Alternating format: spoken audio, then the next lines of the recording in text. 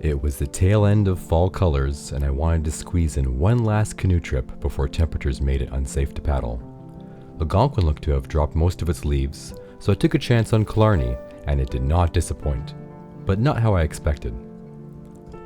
I hastily picked a route, booked a site, and headed off for a 3-day adventure in hopes that if I got there quick enough, I wouldn't miss the autumn splendor.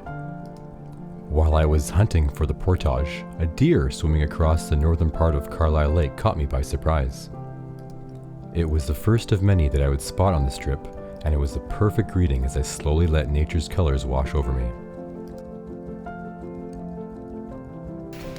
Killarney's floor was a beautiful mix of colors, and its canopy was bright yellow.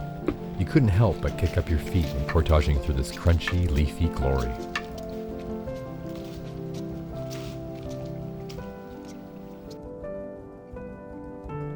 My campsite was a little exposed to the elements, but it was a welcome sight. It offered 2 spots to pitch a tent, with the upper being a little more protected and the lower offering a nice panoramic view of Norway Lake. I still can't get over how green the water is there. Check out this 5-star thunderbox with candles for your midnight runs as well. I've mentioned it before, but I love camping trips where you can set up your tent as your home base and branch out on trips from there. The neat thing about this location is that you're just a stone's throw away from the route that takes you to the crack. I'm looking forward to hiking it from this direction because I've always approached it from the parking lot. Time to rest up for a hike tomorrow. It'll be about a 14K round trip.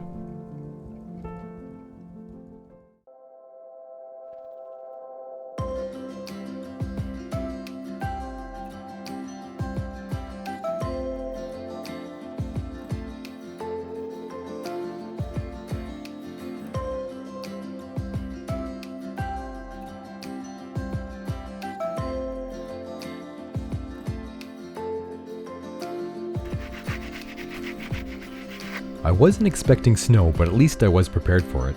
There isn't a single camping trip I go on these days without wearing wool, especially in the shoulder seasons. It does make it hard to pack light enough for a single carry portage. Worse still is when you try to add on day trips like these.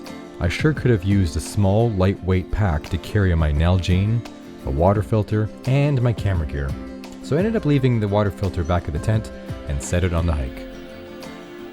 I tried to capture just how awe-inspiring the journey was, but the footage just doesn't do it justice. It was like 2 seasons merged together, and the colors and smells were captivating.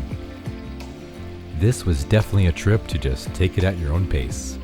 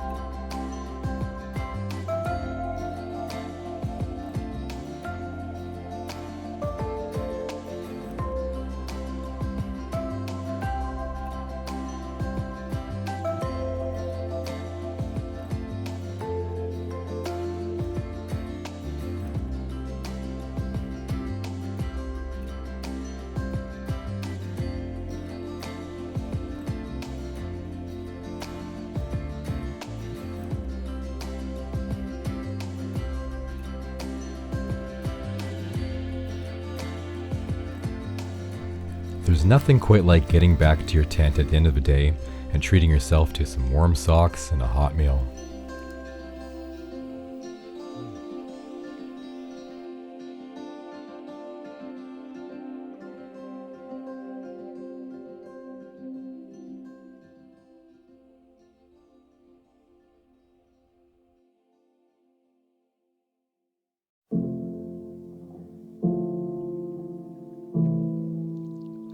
And there you have it, a sort of serendipitous trip that you couldn't really plan for.